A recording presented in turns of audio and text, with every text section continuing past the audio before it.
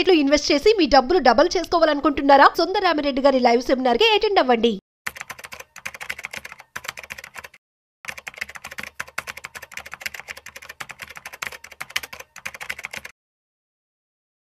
Welcome to Vishnu talks. నేను విష్ణు. ప్రస్తుతంతో పాటు NIS వంటి CRISIL certified wealth manager Revanth Chalamala ఉన్నారు. వారితో మాట్లాడదాం. నమస్తే రేవంత్. నమస్తే అండి. Welcome to Vishnu talks. Thank you. So Revanth, మనందరం సాధారణంగా ఇంట్లో బంగారాన్ని దాచిపెట్టుకోవడానికి భయపడతాం. కారణం ఏంటంటే దొంగల భయం. అవును. సో మన బంగారం దొంగల పాలు కాకుండా ఉండడానికి సేఫ్టీ విషయంలో మన ఇంట్లో ఉన్న బంగారాన్ని తీసుకెళ్లి బ్యాంకు లాకర్ లో దాచిపెట్టుకుంటాం. దానికి సంవత్సరానికో లేదంటే ఎవరి క్వార్టర్కో 6 monthsకో ఎంతో కొంత మెయింటెనెన్స్ ఛార్జ్ అనేది ఛార్జ్ చేస్తారు, లాకర్ ఫీజెస్. సో అయితే దీనికి సంబంధించి రిజర్వ్ బ్యాంక్ ఆఫ్ ఇండియా కొన్ని కొత్త గైడ్ లైన్స్ కూడా తీసుకొచ్చిందంట.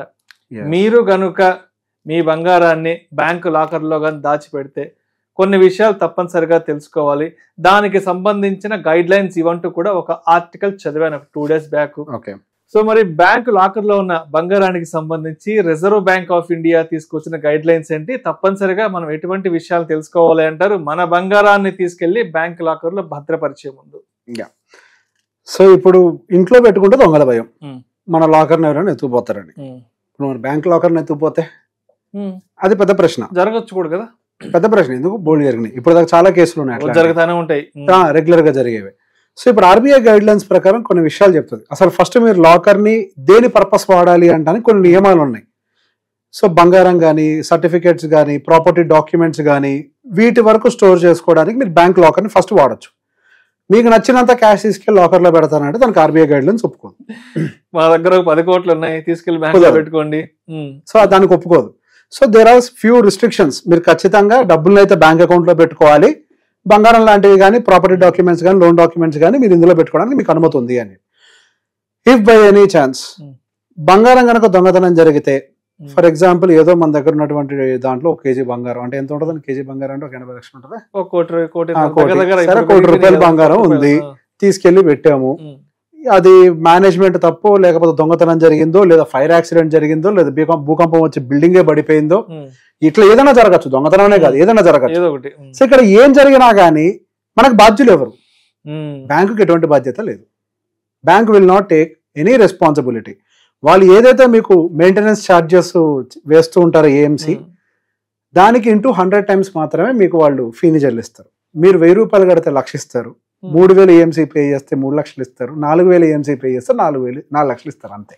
అదేంటది అంటే ఇప్పుడు మన ఇంట్లో పెట్టుకుంటే మన ఇంట్లో ఏదైనా దొంగల పడొచ్చన్న భయమో, లేదంటే మన ఇంట్లో పెట్టుకుంటే ఏ ఇతర కారణాల వల్ల మన బంగారం ఏదన్నా పోతుందనో, డ్యామేజ్ అవుతుందనో, ఇటువంటి సేఫ్టీ ప్రికాషన్స్ మనం తీసుకొని ఆలోచించి మన బంగారాన్ని తీసుకెళ్లి బ్యాంక్ లాకర్ లో భద్రపరుచుకుంటే అక్కడ కూడా ఏమన్నా జరిగితే కూడా దానికి బ్యాంక్ వాళ్ళు ఎటువంటి బాధ్యత వహించరు. వాళ్ళు కేవలం ఆ లాకర్ ఫెసిలిటేట్ చేయడానికి ఏదైతే సెక్యూరిటీ ఛార్జెస్ తీసుకుంటారో దానికి గాను ఇన్సూరెన్స్ కింద ఇంటూ 100 times డబ్బుల్ని మీకు పే చేస్తారు, అంతే. సో చాలా మంది ఇది కూడా వెతుక్కుంటూ ఉంటారు, తక్కువ రేటుకి ఎక్కడ లాకర్ దొరుకుద్దా అని. తక్కువ రేట్ లాకర్ అంటే మీకు తక్కువ వస్తుంది, సెక్యూరిటీ డిపాజిట్ కూడా, అంటే తక్కువ డబ్బులే ఇస్తారు మీకు ఏదైనా జరిగితే. సో అట్లా ప్రతి బ్యాంక్ లో జరుగుద్దా అంటే అట్లేం లేదు. సో మరి దీనికి ఏంటి ప్రత్యామ్నాయం? ఫస్ట్ థింగ్, మనం గోల్డ్ అనేది ఇన్వెస్ట్మెంట్ పాయింట్ ఆఫ్ వ్యూలో అయితే కనుక ఎక్కువ తక్కువ ఫిజికల్ గా కొనొద్దు, ఆర్నమెంట్స్ వేసుకోవడానికి సరిపడా కొనుక్కోవాలి. సరే, మనం కొంతమందికి కొన్ని అలవాట్లు ఆల్రెడీ చేసేసి ఉంటారు, బిస్కెట్లు, కాయిన్స్, ఏది ఇన్వెస్ట్మెంట్ పాయింట్ ఆఫ్ వ్యూ చాలా కొనేసి ఉంటారు. మరి దానికి ఇంకో దారి లేదా అంటే దానికి ఒక దారి కల్పించింది మనకి RBI. దాని పేరే గోల్డ్ మానిటైజేషన్ స్కీమ్. ఓకే, మనకి సోవరెన్ గోల్డ్ బాండ్ గురించి అవగాహన, అది వేరు. మనం ఆన్లైన్ లో బాండ్స్ గా కొంటాం, ఇది వేరు. దీని పని ఏంటి అని అంటే మన దగ్గర ఉన్న గోల్డ్ తీసుకెళ్లి బ్యాంక్ అప్ చెప్తాం. సో బేసిక్ గా మన గోల్డ్ మానిటైజేషన్ స్కీమ్ అనేది ఎప్పటి నుంచో రన్నింగ్ లో ఉంది. రీసెంట్ గా March 25వ తారీఖు 2025 మొన్న రీసెంట్ గా కొన్ని మార్పులను తీసుకొని వచ్చింది. ఈ గోల్డ్ మానిటైజేషన్ స్కీమ్ అంటే మన దగ్గర ఉన్నటువంటి ఆర్నమెంట్ అయినా తీసుకుంటారు, మన దగ్గర ఉన్న గోల్డ్ కాయిన్స్ అయినా ఏమైనా కానీ స్క్రాప్ అంటే మొత్తం గోల్డ్ అంతా తీసుకుంటారు. అందులో స్టోన్స్ గిన్స్ ఏమైనా ఉంటే మొత్తం తీసేసి దానికి ప్యూరిటీ అంతా చెక్ చేసి వెయిట్ వేసి దానికి వాళ్ళు డిపాజిట్ చేసి వాళ్ళ దగ్గర పెట్టుకుంటున్నందుకు గాను మీరు లాకర్ ఫీ పే చేయటం కాదు, వాళ్ళు మీకు ఎదురు 2.5% ఇస్తారు, ఒక వడ్డీ మీకు ఎదురు పే చేస్తారు. కానీ ఇక్కడ రీసెంట్ గా ఎప్పుడో ఒక వీడియో చేసినప్పుడు మన ఆర్నమెంట్ ఇస్తే ఆర్నమెంట్ తిరిగిస్తారని చెప్పి చిన్న తప్పు. నేను క్లియర్ గా దాని డేటా చదివినప్పుడు దాన్ని నీట్గా కరగదీసి ఒక బార్ లాగా తయారు చేసి ఆర్బీఐకి పంపిస్తారు.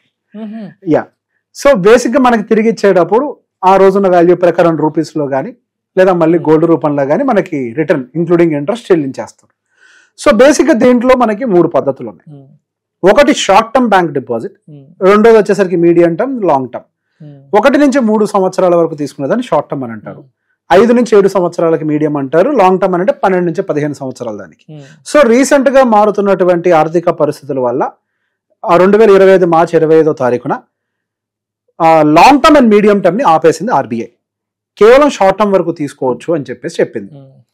సో ఎందుకు తీసుకుంటుంది బ్యాంక్? అసలు ఆర్బీఐకి ఏం అవసరం? మన బంగారం తోటి ఏ సెంట్రల్ బ్యాంక్ అయినా, మన దేశంలోనే కాదు ఏ సెంట్రల్ బ్యాంక్ అయినా గోల్డ్ రిజర్వ్స్ ని ఎంత కుదిరితే అంత మెయింటైన్ చేసే ప్రయత్నం చేస్తారు, పెంచుకుంటానే బంగారం దాచిపెడుతుంటాయి, రైట్? సో బేసిక్ ఇప్పుడు మన రిజర్వ్స్ ని పెంచాలంటే బయట నుంచి కొనాలి. ఈ బయట నుంచి కొని ఈ డాలర్ స్ట్రెస్ ని భరించడం కంటే డొమెస్టిక్ గా హౌస్ హోల్డ్ ఉన్న దగ్గర ఉన్న బంగారాన్ని తీసుకొని వాళ్ళు స్టోర్ చేసుకునే ప్రయత్నం చేస్తారు, దానికి వడ్డీ కడతారు. ఓకే, సో ఆ పర్పస్ దాని గురించి ఈ గోల్డ్ మానిటైజేషన్ స్కీమ్ అనేది ఒకటి వచ్చింది. అది దేశ ఆర్థిక అభివృద్ధికి ఉపయోగపడుతూ ఉంటది. ఇట్లా మనం దాచుకోవడానికి ఇబ్బందులు పడకుండా నీట్ గా కరగబెట్టి వాళ్ళ దగ్గర పెట్టడానికి మనకు వస్తుంది. దానికి గాను మనకు సర్టిఫికేట్లు ఇస్తారు. సో ఒక్కొక్క బ్యాంక్కి ఒక్కొక్క నియమం ఉంది. కొంతమంది 10 గ్రాములైనా తీసుకుంటామంటారు, కొంతమంది 500 గ్రాములు అయితేనే తీసుకుంటామని అంటారు. మాక్సిమం లిమిట్ అయితే ఏమీ లేదు. మీ దగ్గర ఎంత బంగారం ఉంటే అంత బంగారం గోల్డ్ మానిటైజేషన్ అంటే వేసుకున్న ఆర్నమెంట్స్ ఒక్కదాన్ని మనం పర్సనల్ గా పక్కకు పెట్టుకొని మిగతా ఇన్వెస్ట్మెంట్ అన్న పాయింట్ ఆఫ్ వ్యూలో ఏదైతే మనం గోల్డ్ అక్యుములేట్ చాలా మంది చేస్తుంటారు, అక్యుములేట్ చేసి పక్కకు పెడుతూ ఉంటారు. వాడని గోల్డ్ కాయిన్స్ రూపంలో బార్స్ రూపంలో చేస్తుంటారు. తీసుకెళ్లి మనం దాన్ని బ్యాంకులో అప్పచెప్తే, సో ఇక్కడ ఇంకొన్ని ఉంటాయి. అన్ని బ్యాంక్ బ్రాంచెస్కి వెళ్తే వాళ్ళు దాన్ని అసలు చాలా మందికి మేనేజర్స్ కూడా జిఎంఎస్ గురించి తెలియదు, చాలా మందికి అవగాహన లేదు. Majority of the banks SBI కానీ హెచ్డిఎఫ్సి కానీ ఐసిఐసి బ్యాంక్ కానీ ఇవన్నీ కూడా యాక్సెప్ట్ చేస్తున్నాయి, కానీ అన్ని బ్రాంచెస్ లో యాక్సెప్ట్ చేయవు. హైదరాబాద్ నేను చూసిన దాని ప్రకారం హైదరాబాద్ అండ్ విజయవాడ, ఇక్కడ తెలంగాణలో అయితే హైదరాబాద్, ఆంధ్రాలో అయితే విజయవాడలో అయితే కొన్ని బ్రాంచెస్ లో యాక్సెప్ట్ చేస్తున్నట్టుగా నేను చూసినటువంటి ఆర్టికల్స్ లో కనిపించింది. సో బేసిక్ ఆ పర్టికులర్ బ్రాంచెస్, ఎందుకంటే ఇది అందరూ ఆపరేట్ చేసేటువంటిది కాదు, దానికి ఒక టీం ఉంటుంది. అంటే దాని ప్యూరిటీ, దాని వెయిట్, దాని క్వాలిటీ అన్ని చెక్ చేయడం కోసం చెప్పేసి ఒక టీం ఉంటుంది. ఆ టీం అవైలబిలిటీ అన్ని చోట్ల దొరకదు. సో అది ఎక్కడుందో చెక్ చేసుకొని అక్కడికి వెళ్ళి మనం ఈ గోల్డ్ మానిటైజేషన్ స్కీమ్ ని ఈ షార్ట్ టర్మ్ డ్యూరేషన్ కోసం మనం అప్పచెప్తే మనకి లాకర్ ఛార్జీలు తప్పుతాయి. మళ్ళీ రాత్రి ఇంట్లో దొంగతనం జరుగుతున్న భయంతో పడుకుంటాం. తీసిపోయి బ్యాంక్ లో పెడితే మళ్ళీ దాన్ని ఎత్తిపోతున్న భయం లేకుండా లాకర్ ఛార్జీలు కట్టకుండా మీకు ఆర్బీఐ ఆర్థిక భద్రతను క్రియేట్ చేస్తుంది. సో మనకు ఆర్బీఐ సైడ్ నుంచి కూడా కొన్ని ఉన్నాయి. అంటే బేసిక్ ఇక్కడ అలా కావాల్సింది అంటే దాని మీద కావాల్సిన అవగాహన తెలుసుకొని, సో చాలా మంది బ్యాంక్ మేనేజర్ల దగ్గరికి వెళ్ళినప్పుడు దీని గురించి అట్లాంటి స్కీమ్లు లేవు మాకు తెలియదు అని అంటారు. సో దాన్ని ఏ బ్రాంచ్ లో ఉందో తెలుసుకోండి. ఆ బ్రాంచ్ లో అది ఉండకపోవచ్చు, అన్ని బ్రాంచెస్ యాక్సెప్ట్ చేయట్లేదు దాన్ని. సో ఏ బ్రాంచ్ లో మనకు అది అందుబాటులో ఉందో చెక్ చేసుకొని ఆ బ్రాంచ్ కి వెళ్తే ఈ గోల్డ్ మానిటైజేషన్ స్కీమ్ కి సంబంధించిన డేటా అంతా దొరుకుతుంది. ఓకే, ఆ సో ఖాళీ ఉన్న బంగారాన్ని ఒక 3 సంవత్సరాల వరకు మీరు డిపాజిట్ చేసే ఫెసిలిటీస్ విత్ 2.5 ఎదురు కట్నాలు ఇవన్నీ. సో మొత్తానికి ఇంట్లో కేజీల బంగారం ఉంది కదా అని చెప్పి తీసుకెళ్లి అంటే బ్యాంక్ లాకర్ లో కనుక పెట్టుకుంటే అక్కడ కూడా భద్రత కరువు అయితే ఆ తర్వాత పరిస్థితులు ఏంటి?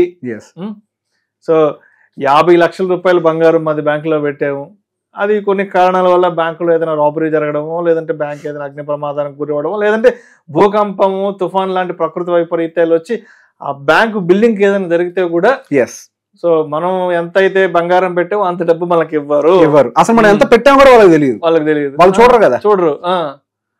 సో మొత్తానికి బంగారం తీసుకెళ్లి బ్యాంకులో భద్రపరిచే ముందు దానికి సంబంధించిన రూల్స్ అండ్ రెగ్యులేషన్స్ ఏంటని తప్పనిసరిగా మన వైపు నుంచి తెలుసుకొని బ్యాంకుకి వెళ్ళాలి.